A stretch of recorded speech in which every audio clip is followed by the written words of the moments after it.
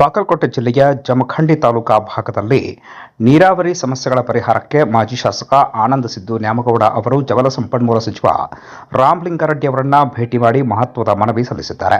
ಆಲಮಟ್ಟಿಯಲ್ಲಿ ಜಲಸಂಪನ್ಮೂಲ ಸಚಿವ ರಾಮಲಿಂಗಾರೆಡ್ಡಿ ಅವರನ್ನ ಜಮಖಂಡಿಯ ಮಾಜಿ ಶಾಸಕ ಆನಂದ್ ಸಿದ್ದು ನ್ಯಾಮಗೌಡ ಅವರು ಭೇಟಿ ಮಾಡಿ ಜಮಖಂಡಿ ಭಾಗದ ಪ್ರಮುಖ ನೀರಾವರಿ ಸಮಸ್ಯೆಗಳ ಕುರಿತು ಚರ್ಚೆ ನಡೆಸಿದರು. ಈ ವೇಳೆ ಮರೆಗುದ್ದಿ ಏತ್ ನೀರಾವರಿ ಯೋಜನೆಯನ್ನು 2026-27ನೇ ಸಾಲಿನ ನಬಾರ್ಡ್ ಅನುದಾನದಲ್ಲಿ ಸೇರಿಸಿ ಶೀಘ್ರ ಕಾಮಗಾರಿ ಆರಂಭಿಸುವಂತೆ ಮನವಿ ಸಲ್ಲಿಸಿದರು. ಅಲ್ಲದೆ ನಾಗನೂರು, ಸೂರುಪಾಲಿ ಹಾಗೂ ಕವಟಗಿ ಗ್ರಾಮಗಳಲ್ಲಿ ಹಲವು ವರ್ಷಗಳಿಂದ ಕಾಡುತ್ತಿರುವ ಮುಳುಗಡೆ ಸಮಸ್ಯೆಗೆ ಶಾಶ್ವತ ಪರಿಹಾರ ಕಲ್ಪಿಸುವಂತೆ ಸಚಿವರ ಗಮನ ಸೆಳೆದರು. ಮನವಿಗೆ ಧನಾತ್ಮಕವಾಗಿ ಸ್ಪಂದಿಸಿದ ಸಚಿವ ರಾಮಲಿಂಗಾರೆಡ್ಡಿ ಅವರು ಯೋಜನೆಗಳ ಅನುಷ್ಠಾನಕ್ಕೆ ಅಗತ್ಯ ಕ್ರಮವನ್ನು ಕೈಗೊಳ್ಳುವ ಭರವಸೆ ನೀಡಿದರು. ಈ ಭೇಟಿ ವೇಳೆ ಸ್ಥಳೀಯ ಮುಖಂಡರು ಹಾಗೂ ಬೆಂಬಲಿಗರು ಉಪಸ್ಥಿತರಿದ್ದರು. ಜಮಖಂಡಿ ಭಾಗದ ರೈತರ ಬಹುಕಾಲದ ಬೇಡಿಕೆಗಳಿಗೆ ಸರ್ಕಾರ ಯಾವಾಗ ಸ್ಪಂದಿಸಿ ಯೋಜನೆಗಳಿಗೆ ಚಾಲನೆ ನೀಡಲಿದೆ ಎಂಬುದನ್ನು ಸದ್ಯಕ್ಕೆ ಕಾಯ್ದು ನೋಡಬೇಕಾಗಿದ್ದು, ಮಾಜಿ ಶಾಸಕ ಆನಂದ್ ನ್ಯಾಮಗೌಡ ಅವರ ಈ ಭೇಟಿ ನೀರಾವರಿ ಸಮಸ್ಯೆಗಳ ಪರಿಹಾರಕ್ಕಾಗಿ ಹೊಸ ಆಶಾಕಿರಣವನ್ನ ಮೂಡಿಸಿದೆ.